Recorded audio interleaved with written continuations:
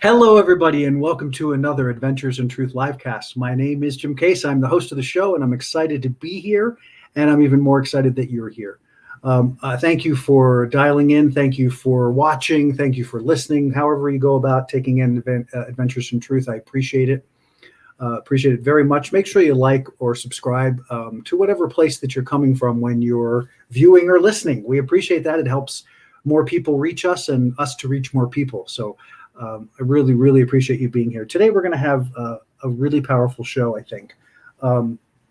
Returning as my guest co-host is Ginny Jablonski, and she is a powerhouse of energy and clarity and healing and all kinds of amazing energy that she brings to the table from her experiences. And I'll tell you a little bit more about her background in a minute. But today, we're going to talk about being able to identify, talking about whose energy is it anyway.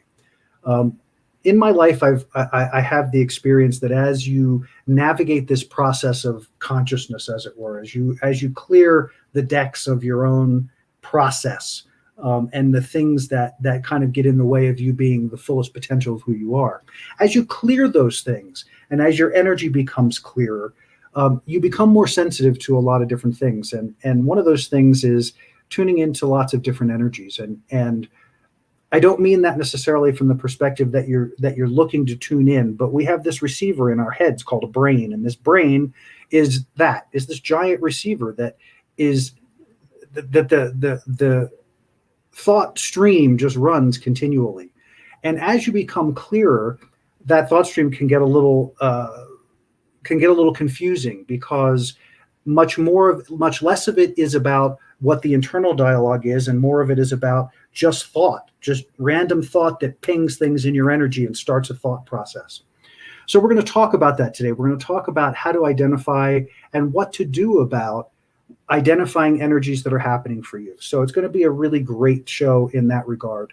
And understanding that this is not a way of creating an excuse for bad behavior or an excuse for not handling your own energy or your energy space. This is a real legitimate thing that confuses a lot of people and throws people off track a lot, because they begin to take on the energies of others that don't belong to them. And there's nothing you can do with anybody else's energy.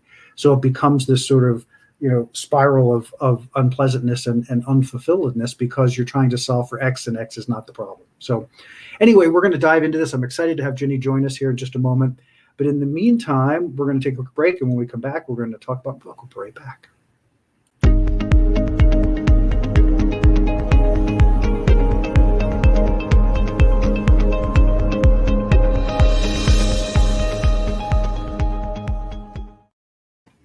All right. Fear is a choice. Fear is a choice. Unraveling the illusion of our separation from love. Unraveling the illusion of our separation from love. I think this is a really important subtitle, and I think it's important to the context of the book, because what we're doing through this book is changing the relationship with fear. And part of that is unraveling the illusion/delusion that we are anything other than love, that we are anything less than love. We may choose through varying things that we do, and some choices that we don't necessarily consciously make here, but through the environment that we grow up in, through the parents that we choose, through the that whole scope of experience, we start to build this fear-based experience. And in that is all of the inadequacies and unworthiness and all of those things that make us feel like we're less than who we actually are. And the interesting thing about that is it is an illusion. And not only it is an illusion, it's a powerful one that simply is a veil that lives between who we are and who we think we are. And so Fear is a Choice really helps to take you through that process. It helps to break down understanding how fear occurs just in the world in general and consciousness at large with the human experience, and then how we take that mantle on and continue to expand that fear bubble as we get older and as we take on generational aspects and all that kind of stuff. So Fear is a Choice is about recognizing the choices, but it's also about how you can change that relationship so that you shift out of that consciousness, that limited, dumbed down kind of consciousness of who you truly are, opening up to the potential and of who you really are. So opportunities and potentials that you may not have been able to access because of your limited scope and fear become available when you change that relationship. So www.fearisachoicebook.com, check it out. You can go to the website there. You can order from Amazon, Barnes & Noble, IndieBound, Kindle. You can check out some videos about the book, and you can read some reviews about the book. But the book's doing well. I appreciate it. All of you out there that have ordered and read the book, please leave a review where you ordered it. It helps more people find us and more people get the message. So thank you for that. Find your joy, guys. Fear is a choice. Change that relationship with fear. I appreciate you. Thank you very much, and we'll see you on the other side.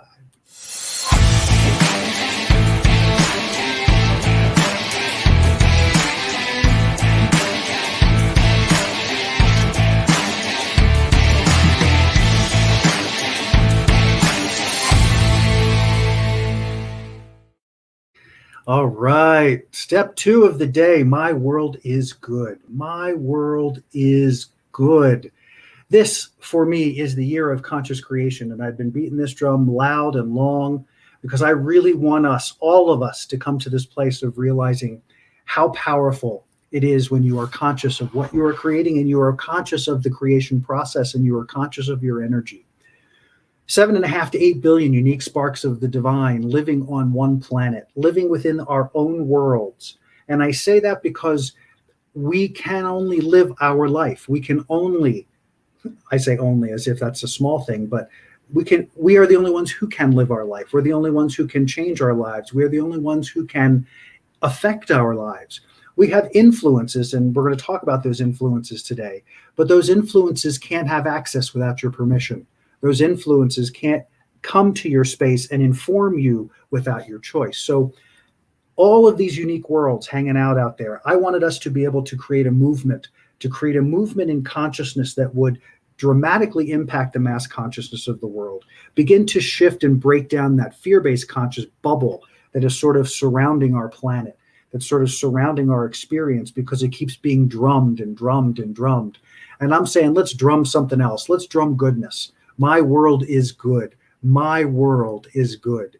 10 times when you wake up in the morning, right when you wake up, right when you come back in your body. My world is good. Just feel that as you slip into the body, feeling it and saying it as you feel it, letting it open up your body and preparing you for a day of goodness, for a day of good things. Because you deserve that, because that's what you create. And when you choose to do it consciously, you can see the magnificence of that creation in action. And my world is good is that neutral positive statement that helps to propel you in that direction. So I encourage you to jump on board. We don't need anything from you. We want you to participate. We want your energy. We want your focus. We want your attention. We don't need your money. We don't care what your religion is. We don't care what your politics are. We don't care what color you are. We don't care where you live. Don't care how you live. What we care about is that you're a human being who deserves the best. My world is good. Every day, all the time. Bring that energy forward and let's create that momentum where we all unify in that field and have that field create massive change. I love you. I appreciate you. And I thank you for being part of it. And now we're going to jump into the other side and we're going to bring Ginny on and talk about the show. We'll be right back.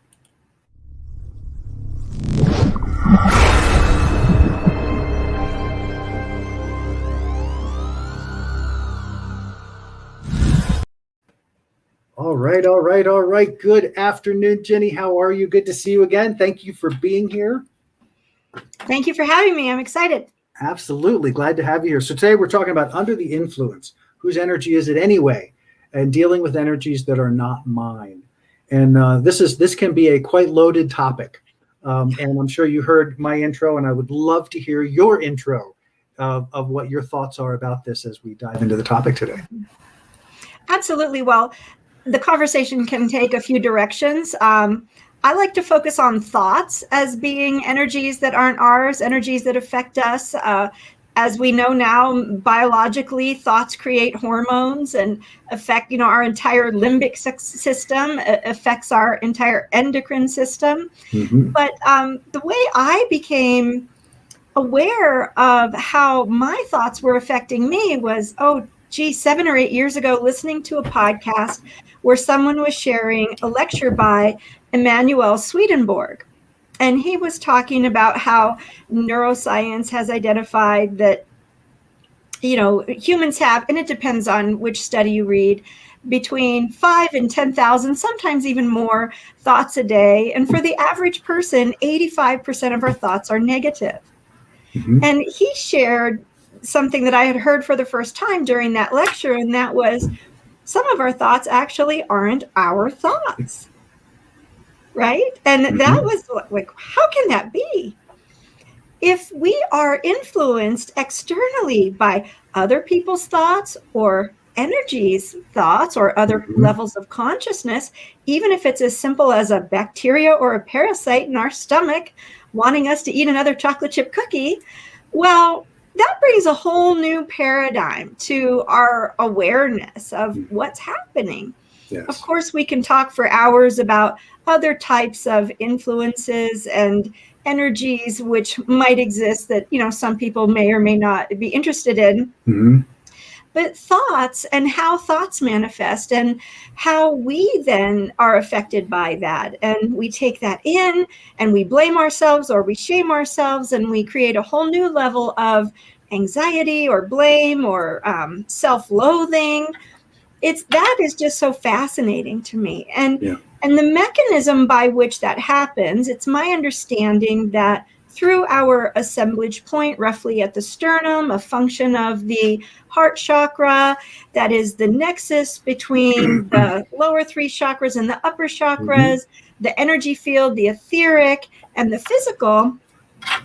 The way I first heard it, and it has always impressed me, and I love to share it with others, is we basically get 3 chances to manage our own thoughts. 3 chances. And these relate to the first 3 subtle bodies. And the first subtle body closest to the physical body being etheric, and then the emotional body, and then the mental. So if we take that conversely or backward, from the heart chakra or assemblage point, if there's energy floating around in our energy field or the cosmic soup or the grocery store or the laundromat or wherever, the gas station, right? And an energy comes in through the assemblage point, it first has to make it through the mental body. So that's the mind, the intellect, where we hear a thought. And we say to ourselves, I don't think that's my thought. That's not kind or loving or compassionate. That's very judgmental. That's based in fear or ego. I don't think that's my thought. We can actually stop it right there and say, no, I'm not going to take this ride. I'm getting off at this stop, right? I'm not going to continue with this. I'm not going to let this further affect me. However, some people, pardon me, go ahead if I'm taking No, time. No, you're fine. It isn't so much time. It is, I don't want to get the cart before the horse, so to speak. Oh, okay. I want to focus in the identification process a little bit before we get into the solution process, because it can be so, at least in my experience, that it isn't a different voice. And that's the problem that I think that we want to make sure people understand. I identify 2 voices in my head. I mean, there are a lot of voices, but 2 key voices. There's what I deem the ego voice, which is just the chatter mouth, and then the whisper, the soul voice, the presence, as it were. And Both of them speak in my experience, and it depends on how you focus and where you look at. But I do want to spend a little bit of time with that, not right this minute, because we're going to take a quick break and we're going to do our little meditation process to focus everybody. But I wanted to get us off the ground with this so that we got everybody's energy stimulated. Now we can get them engaged in what we're doing. So yeah, no, it wasn't about. I love where you were going. It was wonderful and very clearly helping to people to understand. But I want to get to solution before we could identify the problem. Sure. In its clarity. So anyway, so we're going to take a quick break. This juncture here to Ginny will be right back. This juncture to talk about. Let's bring some focus to this. So I love to do this as a part of the show, every show, because it enables us all to hook up. I believe where that whole process of where two or more are gathered is significant and important, because as we use our energy, just like we talked about with My World is Good, the more we come together energetically, the greater our chances of creating something greater, something bigger. Because again, where two or more are gathered, we come together in a way that makes all of our energies much stronger and greater. So I want you to begin this by inhaling through the nose and exhaling from the mouth. Inhaling through the nose and exhaling from the mouth, and continue that rhythm of inhaling through the nose and exhaling from the mouth, nice and easy. So nice, long, deep breath. Take a deep breath and really fill, and then completely purge as you're just resting and letting the body become present in this moment. Sometimes the biggest distraction to our ability to focus is that our body hasn't settled with us because we've been doing so many things, and our mind and our bodies are still in that mode. So the breath is to help cleanse that. So as you breathe in that relaxation and you breathe out the stress, or you breathe in peace and you breathe out frustration, whatever it is that works for you, but breathing in through the nose and out through the mouth, and starting that focus with My World is Good. I just want you to feel into it, and I want you to feel the experience of My World is Good. Say it with me. My world is good. And let it feel its way through your body. And as it does, bring it again in more focus. My world is good. And do it again. My world is good. My world is good. My world is good. Feel the momentum of that generating in your system. My world is good. My world is good. This is a process of influence, but this influence can only be effective if you allow and receive the influence. My world is good. My world is good.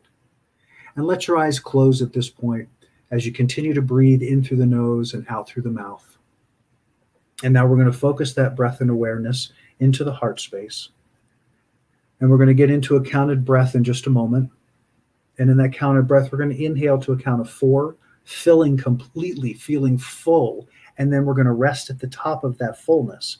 And then we're going to consciously choose to release it, all of it, purging to a count of 6, surrendering all of that air and energy to a count of 6, so that we get to the deepest part of the lungs. We get to purge all the old energy and air. And then most importantly, we're going to rest in the emptiness. We're going to rest in that space of anticipation, of allowing, that space of void. And then you're going to engage the lungs again, and then you're going to inhale to a count of 4, and we'll continue that cycle. Remember that breath is chi, breath is prana, it's life force. It is the energy that animates. And so as we bring in breath, as we consciously choose breath, and as we learn to manage breath, so too do we learn to manage our energy, which is an important part of our conversation today about understanding whose energy you're dealing with and what energy you're dealing with when you're in the mind or when you're in your energy system. So let's focus into that breath now as we inhale to a count of 4, inhaling 2, 3, 4, and holding that breath, feeling it, relaxing the shoulders and the necks at the top, and then releasing from the mouth. 2, 3, 4, 5, 6. Beautiful. Now rest in that empty space. Rest in that space of nothing, being ready to be full. And then engage the lungs and inhale. 2, 3, 4, and we're at the top feeling full and amazing and full and relaxed. And now we release from the mouth. 2, 3, 4, 5, 6. And then we relax into the emptiness, into the void, into the anticipation of what is and what's next. Just being ready. As you engage the lungs, you begin to inhale. 2, 3, 4, resting in the fullness. And then surrendering it as you release the air and energy. 2, 3, 4, 5, 6. Completely letting go of all that old energy and air, sitting in that moment of quiet emptiness, ready to receive, ready as you inhale, continuing that pattern on your own as you inhale to 4. And as you do, just become aware of the cycle and the flow of that breath through your body. Become aware of the impact of inhaling and exhaling consciously. Every time you breathe in and breathe out consciously, you are choosing to receive and choosing to release. It's a new moment. In every new moment, you can have new energy. In every new moment, you can have new energy, filling you, informing you, changing you, expanding you. Using the breath to filter out old energy, to filter out stuckness, to filter out density, so that you can take in new energy, new life force that revitalizes, that stimulates change and growth. You can do that through breath. And as you continue to take in that breath and release that breath, just take these words in, let them wash over you. I am the evolution of God realized as matter. I inform and guide that expression as the pure expression of God. I show up as God. I connect as God. I align as God. I am creation realized, and from that I create, expand, and engage. I am. Breathing that in, feeling the power of your creation, feeling the power of you, and bringing your awareness back to the space, back to the show as we bring Ginny back in and we begin to carry on this wonderful conversation. All right, what is influence and how does it work? So today we are talking about being under the influence. Who energy is it anyway? We're dealing with energies that are not ours. So, Ginny, you were saying beforehand, please continue because I liked where you were going with that. Let's talk about energy. Let's do that. Let's open this up to helping people understand how to see it, how to experience it, what they're experiencing. Well, energy as thought, as I was saying, or belief system, would manifest for us in our subtle bodies in the third body, the mental body. And we would perceive that most likely as a thought, as an idea, as an inspiration, whether it be in our judgment, positive or negative. It could be a very negative thought, such as, I don't want to live anymore. I can't do this. Right? I mean, we have all had experiences where we have had feelings or thoughts that we knew just didn't belong to us. And I always like to say, as I was saying right before we switched subjects, is that it's as if we have 3 chances to clear external influences, other energies from our field before they truly solidify in the physical body. And the mental body is that first opportunity because we hear the thoughts. But, I'll just say that, we live in the United States of America. So our sort of knee-jerk statistical mass reaction to unwanted thoughts is to go to a psychiatrist and be put on some type of psychotropic medication, right? Yeah, no, that's definitely true. And it also sparks in me the other part of this, which is understanding that when you live at a level of unconsciousness, you don't notice it as much. And it's harder to differentiate because in that unconscious place, which is probably more fear-driven than anything else, you're in your own little cesspool of stuff. And so stuff that's influencing you from the outside is just feeding what you may already be kind of living in. So it doesn't look different. It doesn't necessarily feel different. But as you become more aware of your own process, of your own self, of your energy bodies and things of that nature, but more importantly, as you become more conscious, then you're able to differentiate, not necessarily that the voices, and they could, because everybody is a little bit different. I tend to identify them as a couple voices.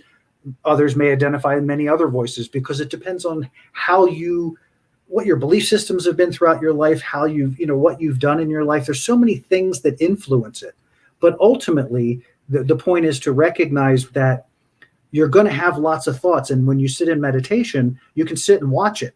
You can literally observe the flood of nonsense that runs all the time. And fortunately, in meditation, you tend to stay in the observer mode so that it doesn't attach. The problem with the other stuff is that as you're moving through the world, when you're unconscious and you've got all your stuff out in your field, stuff just keeps attaching, and so that happens too. As you're more conscious, those things still attract energy. So you attract thoughts into your thought stream that resonate in your field that you may think are yours, but really are not yours. They're energies that are attempting, or energies that are influenced, because there's a resonation there. There's a harmony in the thought flying by and something in your field.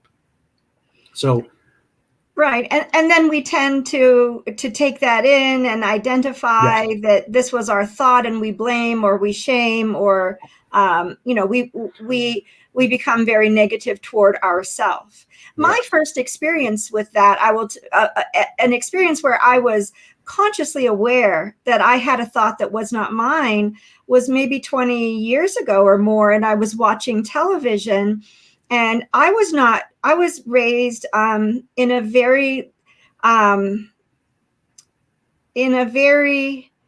open family. I mean, we weren't bigots. We weren't prejudiced. I mean, maybe the grandparents, and some distant relatives, but not in my household. There was no overt bigotry. And I was watching a television show where this cute little Asian woman was married to this really, very tall, good-looking African-American man. And as I was walking by the television, the thought went through my head, something to the effect that they shouldn't be married, that there's something wrong with that. And I went, what? Yeah. Where did that come from? So that's just an example.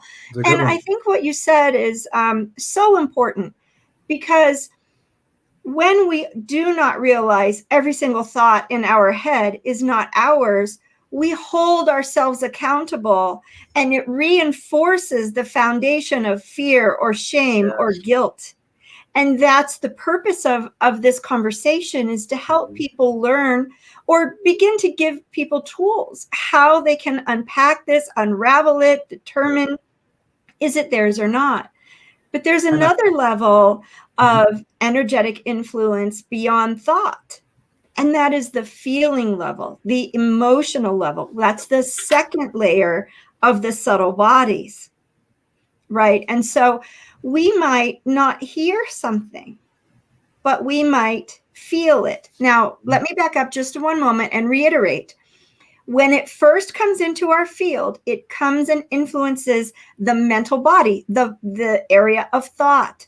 When we don't address it in that way, so we don't go to the psychiatrist and get therapy and try to figure out what's wrong with us, we let it go, or we medicate in some way, whether it be self-medication through alcohol or something else, or, a prescription medication, then it shifts deeper into the subtle bodies, into the emotional body. That's where we feel emotions, feelings, with strong emotions, whether it be anger or guilt or grief or loss or frustration, or blaming others. Yep. And I want to go ahead. I want to talk about that for a second, but go ahead, finish that thought. And on that feeling level, it actually, we can feel it in the body. the feeling level, the emotional body translates in through the etheric body into the physical as random pains. Oh, my elbow hurts. Oh, my back hurts. Oh, my neck hurts. Oh, my shoulders. Right. And so there have been many books written that correlate random pains in the body to whether we haven't forgiven a family member, or we just aren't listening to our own soul, or what have you. Money issues are often at the base of the spine, for example, carrying other people's burdens on the shoulders, something we can't stomach, right? That's in the upper lumbar, lower thoracic region. Yep. And so please go right ahead and yeah, no, it's important. There's a couple of things here that are really important to identify. One is the recognition that what Ginny is talking about is what we've talked about for years on the show. That is the process of a thought becoming a thing. What she's just described is that you tap into something in energy, that energy moves into thought. If it isn't addressed, it's going to become denser. If it isn't addressed, it's going to become denser until it becomes a physical thing. That happens with everything, not just whose thought is it. That happens with everything we create. But the important thing about that is to recognize how many times have you thought to yourself, and particularly if you're on the consciousness path, if you're into law of attraction particularly, have you said, but I didn't create that. Why would I have created that? Because of what Ginny is talking about right now, a random thought that resonated with your field, that you took on, that you moved through because you thought it was important, because you thought it was yours. And then you're pulling that energy and it's getting denser. It's not going to resolve. It's not yours. So the more you attend to it in your energy, the less that's going to happen, except that the classic law of attraction, you're putting energy on it. It's making it bigger and stronger and more powerful in the form that it came in, not in the form that you're imagining it to be.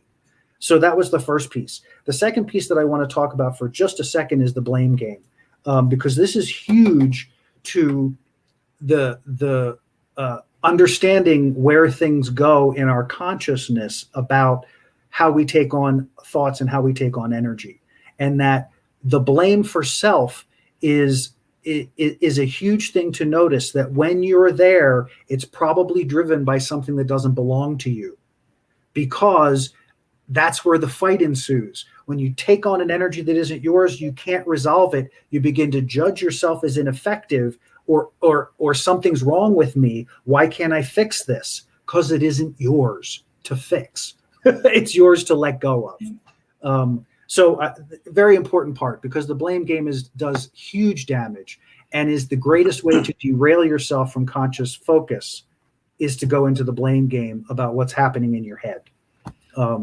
Big deal. So carry on, please.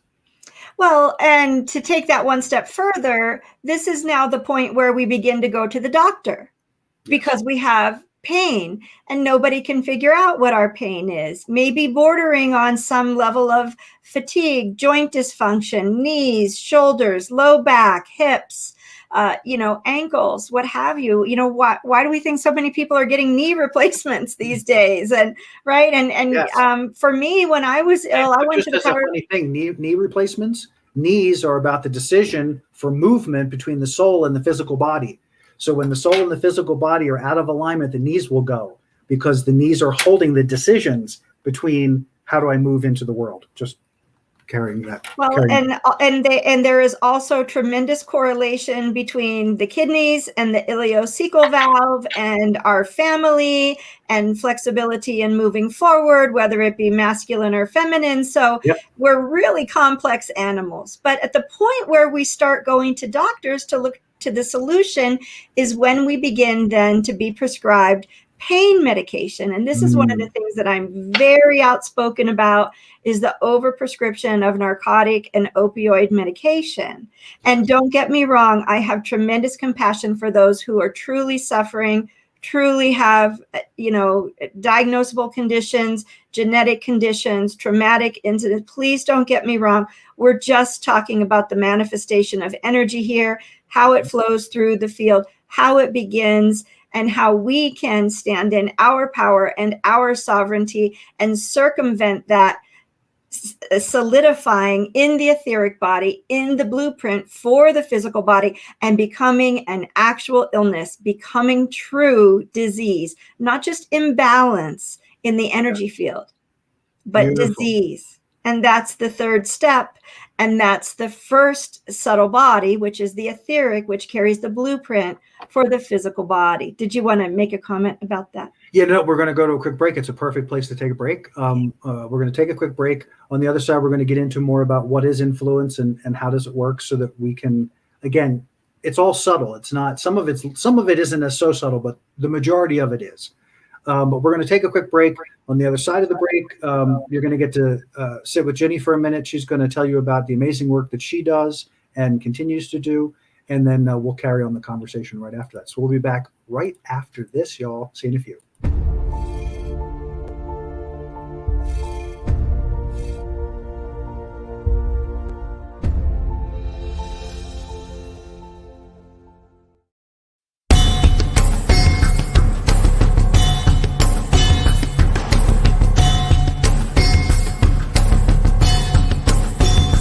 Science of transformation method, and I can't tell you the difference that it's made in my life.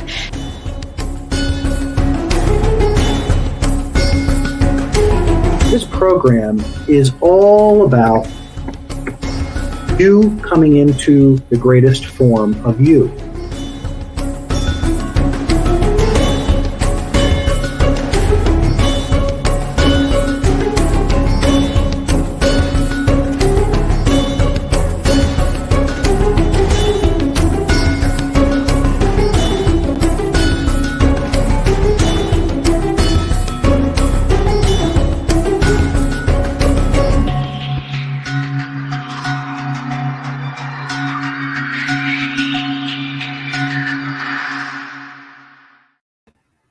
All right, y'all, www.thesciencetransformation.com. Please check out my website. Love to have you as a part of the program. Powerful program, affects a lot of what we're talking about today, learning how to deal with subtle energies and how we shift all that stuff that gets collected. Because what comes in as energy leaves as energy. And the science of transformation is all about changing that relationship with fear, but ultimately it's about a reframing of the experience so that we're not looking to the past to inform the future, that we are standing in our now free of fear and moving forward in a way that brings us to the greatest expression of who we are and the greatest fulfillment and the greatest satisfaction. I've worked with hundreds and hundreds of people across the world, actually, both remotely and in person, and I'd love to work with you. Please check out the website. You can reach me there if you want to set up a free consultation or you want to talk about the introductory sessions that I offer. So www.thesciencetransformation.com, and we'll be right back with Ginny right after this.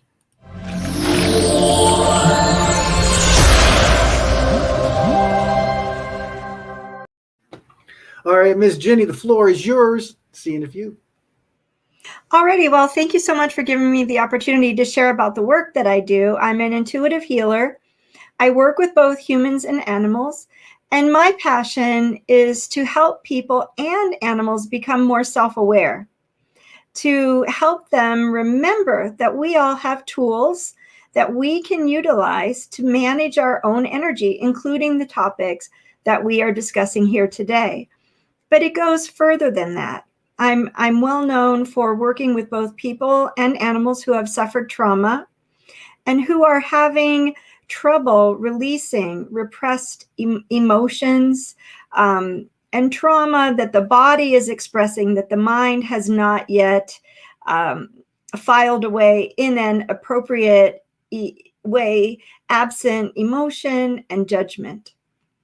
I do work with people across the US as well as across the world. And on my website, there are hundreds of testimonials from people speaking about whether they're working with me in terms of training and becoming more self-aware, providing them with tools, or just one or two sessions that really helped them to gain a different perspective on their life or to release trauma that was really affecting them and holding them back in their life. I use what people would mostly consider shamanic principles. I have studied many different protocols, but I generally do not rely on protocols. I communicate with the soul, with the body, and even with one's guides to determine what is best and most appropriate for the individual that is in front of me. So thank you, Jim, for giving me an opportunity to share that. Absolutely, Ginny. I love the work that you're doing. And guys, if you haven't had a chance to check out Ginny's work, heartofthehorse.us, definitely check it out. Check out her Facebook if you want to as well. She's always posting amazing stories as she's in real time moving through the world, dealing with all kinds of different things. Largely, I've seen the ones with the horses. She has a very strong, obviously, Heart of the Horse is the name of her website. So there's a strong bond there. But I got to tell you that the level of authenticity and clarity and just incredible things that Ginny is able to facilitate for these animals and for the humans around these animals is extraordinary. And I encourage you to please check it out, because she's all that in a bag of chips, and I think you all need to check it out. So that's my endorsement. Thank you, Jim. All right, my pleasure. Absolutely, I firmly and strongly believe it. I've been watching and listening now for a while, and I love your work. So, okay. So let's talk a little bit. Two things I want to accomplish before we finish. We've got about 15 minutes. Talk a little bit about influence. How does it work? But then I want to talk specifically. I have an exercise that I think people will find effective. I'm sure you have an exercise that they might find effective. And I'd like to get there between here and the end. So let's see how we do. So let's talk about that. We've been talking about influence a lot, but I want to get real specific about it. I want to share a couple examples from my own experience that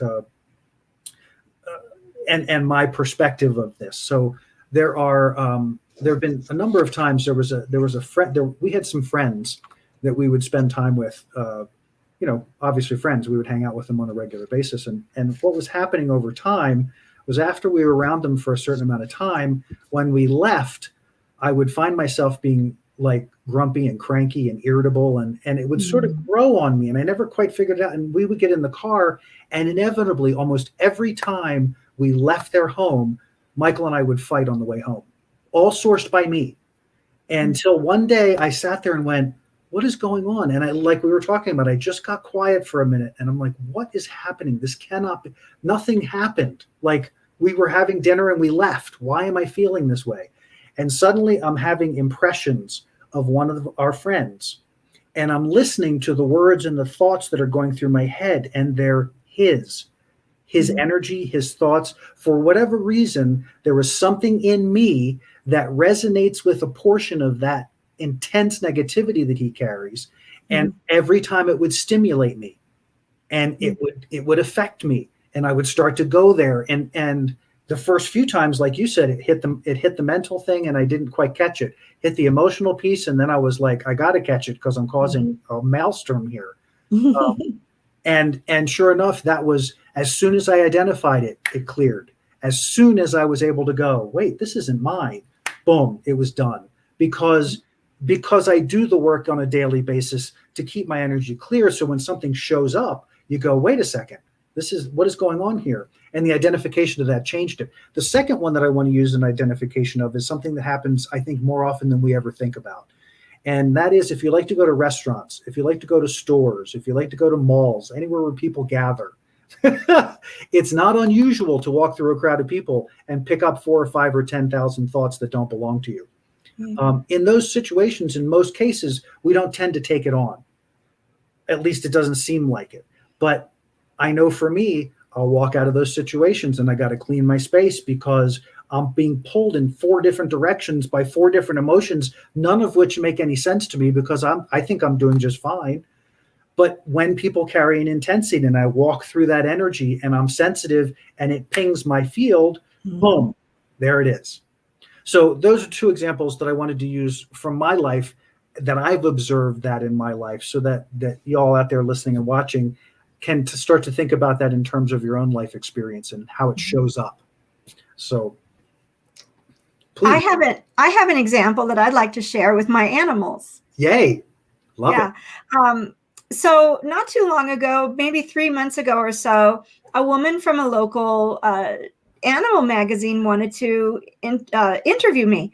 So I said, great, where do you want to meet? And she said, well, you have horses, don't you?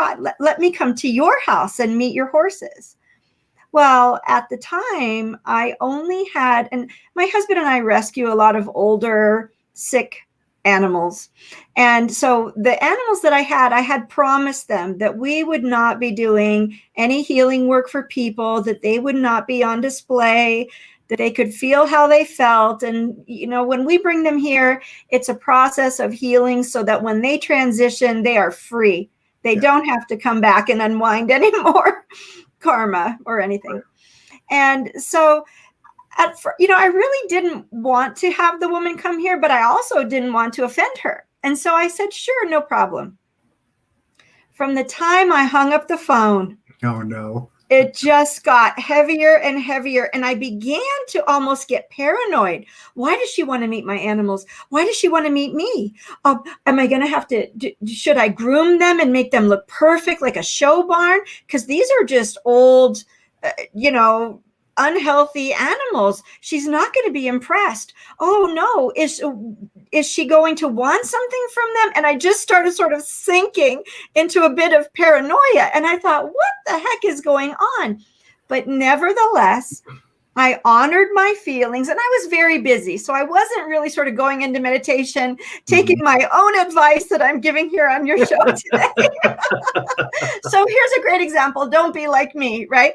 But so I texted her and I said, just so you know, I only have rescue horses right now, so no therapy horses. So we probably won't go into the pasture. We'll just sit outside the barn. And as soon as I did that, the heavens parted and I just felt free. Yeah. And I went, oh my gosh, that was not my stuff. And I went outside to the barn, and sure enough, it was the animals. Mm-hmm. They just didn't want to be on display. They didn't want to have to pretend they were happy and beautiful and magnificent the way people project onto all animals the totem medicine of the oversoul family. And there's a lot of misconception there, and it was hitting me right between the eyes. Yeah, that they didn't want to be perceived in that way. They wanted to be angry if they were angry. Does that make sense? Absolutely does. And I want to use it as a further example of what we were talking about before, which is what Ginny just walked through was an extraordinary example of seeing it in action, that the energy that was influencing her caused her thoughts to go into her stuff until she recognized it wasn't. And notice she went immediately. That energy got her and it started the cycle. And now whether it came from the woman she was talking to or it came from the animals is irrelevant. Right. She was able to identify it came from the animals. But the point is the influence is what's important here. In recognizing that the influence comes into your field, you're not going to act like the horse. You're not going to act like the other person. You're going to act like you, thinking you have a problem. Right. Right. Until you go, wait, there's no problems. Why am I having a problem? Right. There's something more to the picture. So that's all I wanted to do, is I just wanted to bring our viewers and listeners to the place of how perfect that example was, because it shows exactly how we turn it on ourselves, exactly how we go. Right. It's beautiful. And of course she came and interviewed me, and we sat in the barn, and she got to meet everybody, and it was perfectly fine. And I'm sure in the back of her mind, well, what was all that about? And as soon as she left and I was able to have dinner, I went outside to the pasture and I did a live video, and I explained what happened to share with people. Sometimes the feelings we have don't belong to us. Yes. So thank you for giving me an opportunity to share it again, because beautiful. I felt it viscerally. I was a little bit paranoid, but in the end, I knew that it was my horses and not me, and that I was just too distracted with my schedule and my clients and to realize that it wasn't my stuff, but I was playing it out quite beautifully. Yes. and we all do. I mean, that was the point I was trying to make earlier, is that's what it feels like us. in the moment of it, until you stop and go, the frenzy of the mind and the emotion, and you say, wait a second, 5 minutes ago I was fine. What happened in the 5 minute frame? I got off the phone. I got off the phone. Oh my gosh. And suddenly, and that's exactly, I do the exact same process. When I recognize it, I stop and I go, whoa, wait a second. What did I just miss? Because if I'm all frenzy here, I just missed something. And you kind of rewind the clock a little and you look for the last 5 or 10 minutes. What happened? What thought did you have? What interaction did you have? What went on in your world in that brief framework of time that triggered you, that stimulated you, that influenced you in a way that is causing a reaction that you don't understand or don't quite grasp why it's there? And sometimes it's a simple one, just like rewinding your own experience for a minute and going, oh, the phone call. Why would the phone call be a problem? Dialogue, phone call. Oh, okay, there's something more happening here. And you move into it and you create change through it. So it's just extraordinary. It's a great example for that. And I want to, if we could, just move into a couple of exercises, if we could. And did you have a thought that you had to finish that? I'm sorry, I kind of got in the middle, so I wanted to make sure that you completed what you were saying. No, I just also brought an exercise or two, but we'll go with yours. No, we're going with both. Okay. And you get to start. So you get to share what your start. Mine's called the sun exercise. I've talked about it before. I'm going to share it with you in here in just a second, but we'd love to hear what kind of exercise or exercises do you like to use to help understand these influences and understand how to identify what is not mine. Right. Well, firstly, I really love the idea that we just take our hand and we put it on our sternum, which is right at our assemblage point, and we just inquire, does what I am experiencing belong to me? Beautiful. And we might get a yes. And if we get a yes, then we can inquire, what is it that I haven't yet learned? What is preventing me from letting it go? Where does the resistance exist within me? But if it doesn't belong to us, then we don't really need to know who or what it is. I just jotted down a little statement so I didn't get it wrong for your viewers. So if what I am experiencing is not mine, may the creator source remove it from me, right? And then if it's an energy, if it's let's just say an unwanted visitor, a hitchhiker, or something like that, then we ask that this energy pattern or soul be sent on to its spiritual evolution for the highest good and mutual benefit of all concerned. Love that. You're going to laugh because my sun exercise is not too far afield of that. Beautiful. So the sun exercise is a 3-stage process. It's a visualization, and this one is actually, you can use this anytime, anywhere. I found, and it is effective wherever. And I actually used to use it when I would go visit these friends after I discovered what was happening. And it would make a huge difference because as soon as we left, I'd do a sun exercise and clear all the crap out of my energy and be done with it. So this is very simple. First thing you do is that you create in your mind, in your imagination, you build a giant sun that's completely enveloping you. So that you are standing in the middle of a giant sun that you are generating. And you ask that sun to remove from you all energies that don't belong to you. Wherever they came from, it doesn't matter, but to take those energies, purify them, and send them back from where they came. You don't have to know who they are, what they are. Just be in the moment of that feeling and allow the sun to absorb all of those energies. And you can see it visually. If your eyes are closed and you're sitting in the sun, it will darken the sun. Those energies will darken the sun as they pass through in the process of cleansing. If you've taken on a lot and the sun goes completely dark, just simply blow it up and build a new one. You just have too much energy that's not being able to process. So that's the first stage. The second stage, once you've completed that, then is to destroy that, create a brand new sun with brand new energy, fill that space, fill your field with that beautiful sun, and then ask that sun to return to you all energies that you've left strewn about the universe, whether they were taken, whether you left them, whether you discarded them, whether you weren't paying attention, whether you're being unconscious, it doesn't matter. Just return your energy to you, cleansed and purified. And then you feel this sort of little rush that goes on as you take that energy back in. And then the last piece I'd like to do, and this came after over time because I found that as I learned more, obviously things grow and change. This one is about the cording process, and we're not getting into that very much here today at all. But there is if you look in your field, we tend to cord into things, and things tend to cord into us. So if you have a needy person in your world who is constantly trying to get to you, you will find, if you close your eyes and you search your field, you will find a cord that runs from them to you. And depending on how they utilize your energy, it could run into your solar plexus, it could run into your heart space, it could run into your head, it can run into anywhere that they are pulling that energy from.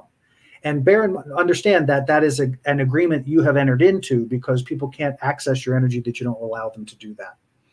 Mm-hmm. So, but the point, the purpose and the importance of this is recognizing this, that when you close your eyes and visualize and look at this, you shouldn't have stuff attached to you. You shouldn't have things attached to your field.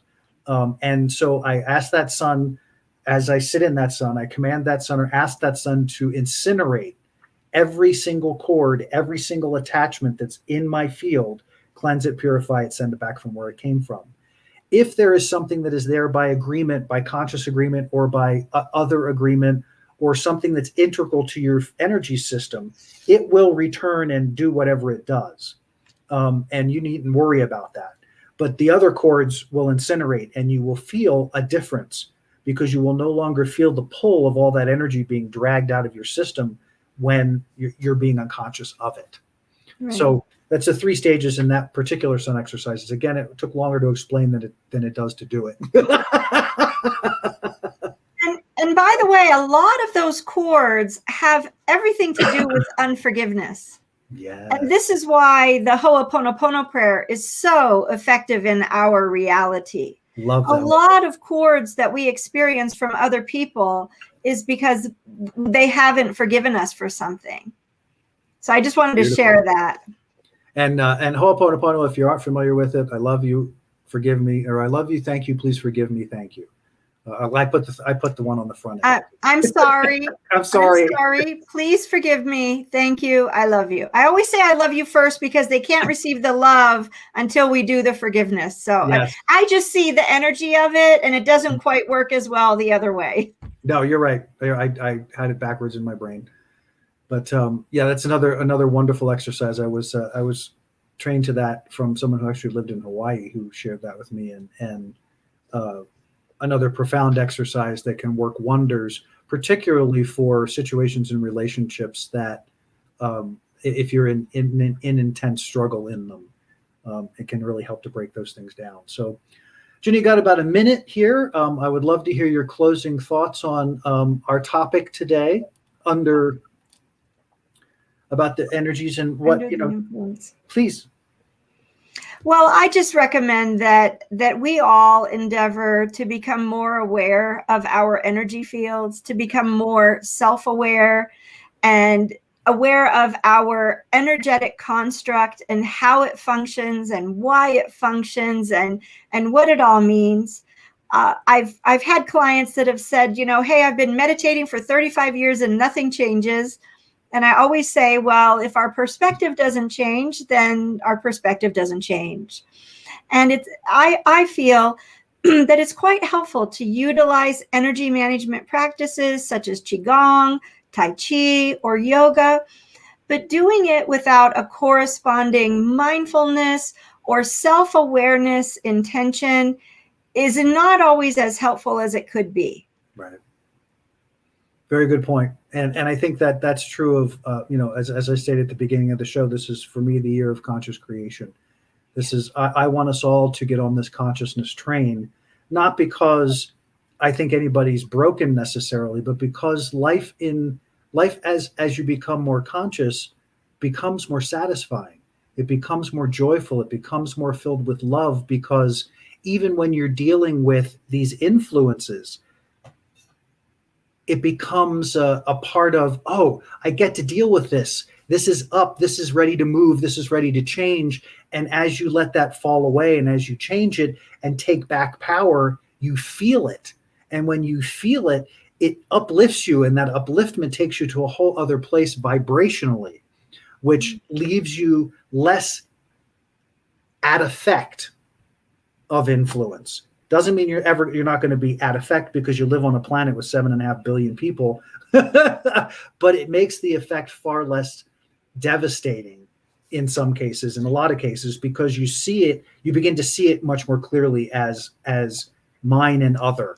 You know, and if it's other, it doesn't need to be in your field. It doesn't need to be in your space. But two key things that I think are important to what you said all throughout this about shifting this to get out of the blame game. And the last thing you said there about, and I lost it because I was thinking about that. Self-awareness. Adding the self-awareness piece, the mindfulness piece to the energy management. Yes. I mean, I know a lot of people that are yogic masters or, you know, do Tai Chi or Qigong. That doesn't necessarily mean they're very nice people, you know? Amen to that. Because it's about vibration. It's not about what your mouth says. Guys, I can't thank you enough for being here. Ginny, I can't thank you enough forever in being here. I love our conversations. I love where we go with these, and looking forward to more. And I hope that you'll come back and have some more with me.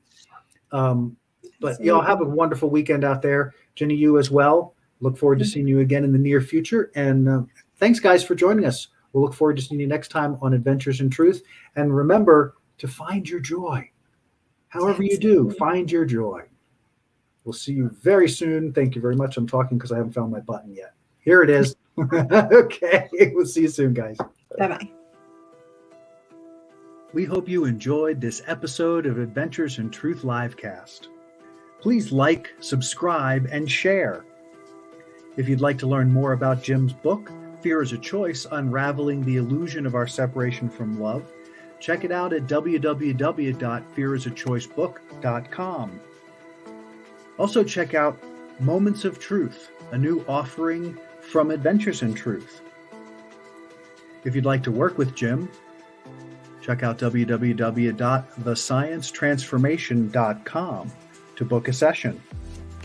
Tune in live every Wednesday at 9 a.m. Mountain Standard Time and every Friday, 5 p.m. Mountain Standard Time. Or look for our new releases and podcasts every Monday.